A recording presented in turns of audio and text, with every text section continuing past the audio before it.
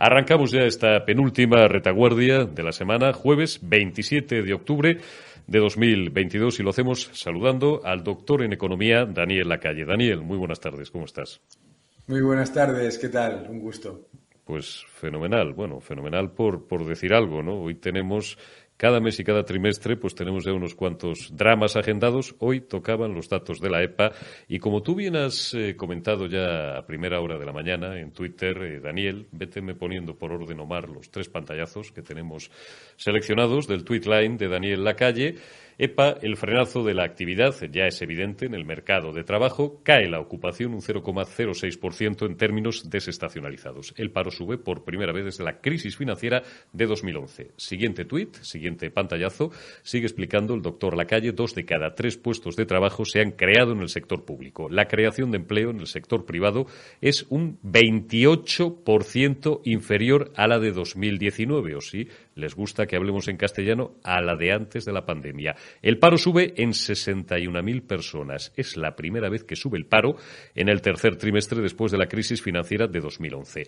En 2011 el paro se había reducido en 16.000 personas. La tasa de paro sube, por tanto, hasta un 12,7%.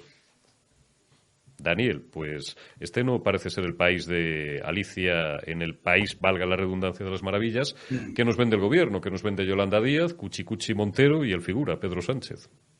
Bueno, claro, aquí tenemos de nuevo la propaganda versus la realidad, ¿no? Y sobre todo la realidad puesta en contexto de lo que ha ocurrido en estos años. O sea, después de aumentar la deuda pública en más de 320.000 millones de euros, una enorme cantidad de medidas para disfrazar el paro con estos que llaman los indefinidos discontinuos, trasladando a personas demandantes de empleo no ocupadas, personas que no están trabajando, etcétera, etcétera. Con todos esos datos termina un trimestre en el que se muestra el fracaso absoluto de la reforma laboral. Ellos dijeron que la reforma laboral de Yolanda Díaz y de Escrivá iba a fortalecer la creación de empleo y a generar mucho mayor crecimiento, y lo que ha hecho ha sido lo contrario.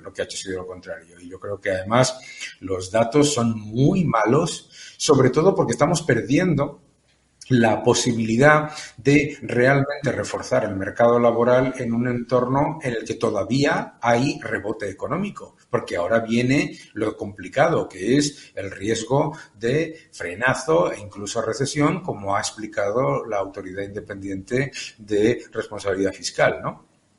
Está absolutamente claro. Y hablando precisamente de la estructura fiscal del Estado español y de, bueno, esta distopía absolutamente extractiva que ha construido esta gente, leo también, Daniel, en tu tweet line, algo que, vamos, es la Biblia. Los contribuyentes están hartos de recibir lecciones de los generosos, entre comillas, con el dinero de los demás, evidentemente, que les llamen ricos, entre comillas, de nuevo, tras décadas de trabajo, los que dicen que reparten, y se quedan con un gran porcentaje, que son los verdaderos nuevos ricos, los aristócratas del gasto público. Viene aquí a cuento también me permito recordar aquella celebérrima y certera frase de Margaret Thatcher de que el dinero público no existe. El dinero público es el de don Daniel, el mío, el de Omar, nuestro realizador, y el de todos ustedes. Pero estos no lo captan, o bueno, es que claro, es un siglo y medio de ideología confundida y que ha llevado a la humanidad a las mayores cotas de ruina y de miseria. Es una vergüenza, la verdad. Es una vergüenza, además, que un gobierno que ha disparado el presupuesto de presidencia, más de 300 millones, de Agenda 2030, más de 4.000 millones, de asuntos económicos, más de 4.000 millones también, de transición ecológica, más de 10.000 millones, esté todo el día insultando a los contribuyentes que más ganan y a los que menos también, y esté engañando constantemente a los ciudadanos, a los que les va a cobrar en el año 2023 otra vez muchísimo más en impuestos, por no deflactar los impuestos o la inflación. Ha subido los impuestos a absolutamente todo el mundo y encima está constantemente acusando a la gente de falta de generosidad, de falta de empatía, de falta de solidaridad, pero si se están generando un sistema clientelar absolutamente impropio de un país desarrollado, pero sobre todo, y lo más preocupante, es que nos engañen con ese cuento de que hay que pagar la sanidad y la educación, cuando lo que están es disparando el presupuesto de los ministerios más políticos y más alejados de los ciudadanos. Está meridianamente claro. Daniel, ¿cómo estás viviendo el debate presupuestario que se ha iniciado estos días? Ayer fue el día de María Jesús Montero, ya saben, esta figura que no sabemos si será una buena o mala médico, pero no ya es que no tenga ni idea de la estructura fiscal del Estado español, es que confunde, por ejemplo, pues eso, un balance con una cuenta de pérdidas y ganancias, ¿no? Renuncio a recordaros ya el cachondeo del otro día de las Juanolas, ¿no? Incluso en el colmo del cinismo, ayer, por ejemplo, se permitía el lujo de decir que no, que la AIREF, Daniel, que les da la razón, hombre, que a lo mejor hay algún trimestre ahí raro, episódico, que tenemos ahí un poquito de crecimiento negativo, pero que eso no es recesión, Daniel, que la AIREF está con ellos. La AIREF está con ellos. No, si esto es lo de siempre, da igual, si da igual. O sea, acuérdate cuando decían que si olvidas el año 2020 somos el país que más crece. Acuérdate cuando decían que la pandemia iba a tener un efecto poco significativo sobre la economía. Acuérdate cuando hablaban de aquello de la famosa recuperación en V. Yo qué sé. Es una cuestión exclusivamente de propaganda. La realidad es que un gobierno que ha contado con el mayor estímulo fiscal y monetario de nuestra historia reciente, vuelvo a repetir, ha aumentado la deuda pública en más de 320.000 millones de euros en 3 años. Acuérdate, por otro lado, cuando le acusaban a Rajoy de haber aumentado la deuda pública en 300.000 millones en todo su periodo de casi 8 años, ¿verdad?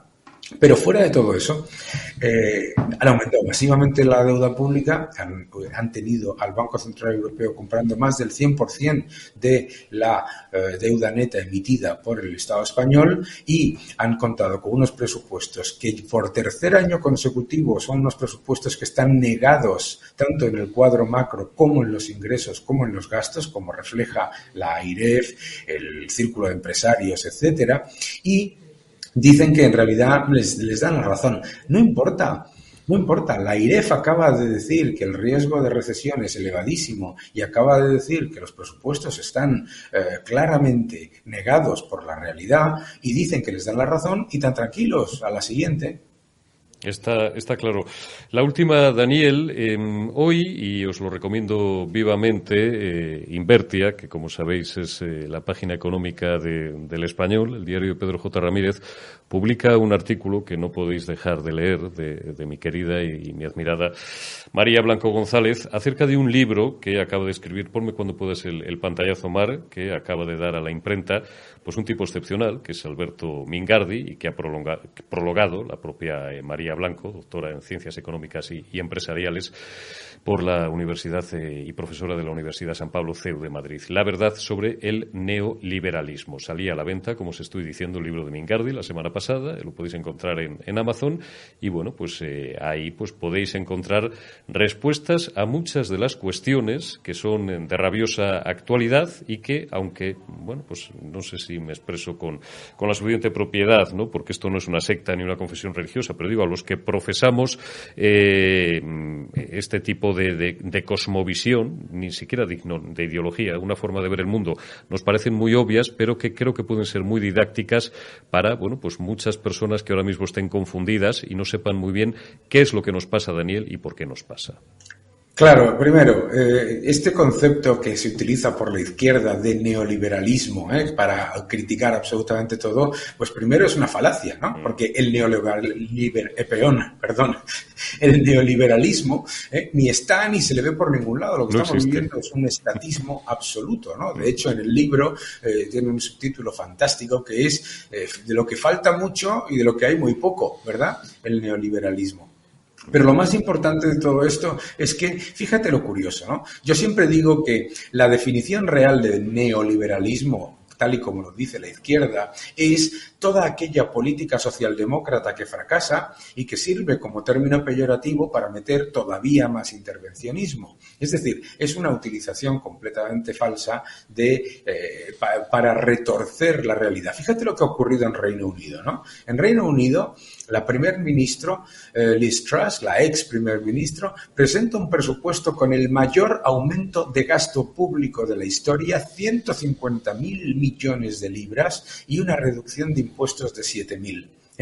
Y nos dice toda la maquinaria publicitaria de la izquierda que la razón por la que ha caído el gobierno de Liz Truss es por las bajadas de impuestos y que, claro, con ello todas las bajadas de impuestos están obviamente invalidadas, ¿no? Pero esto es absolutamente alucinante porque en el otro lado del espectro, Japón, que está teniendo un colapso de su moneda con respecto al dólar y que lleva interviniendo la moneda, el yen, desde hace 3 semanas, Japón, que es el ejemplo keynesiano de gastar y gastar y gastar y endeudarse, endeudarse y endeudarse, de eso no dicen nada, eso no lo invalida.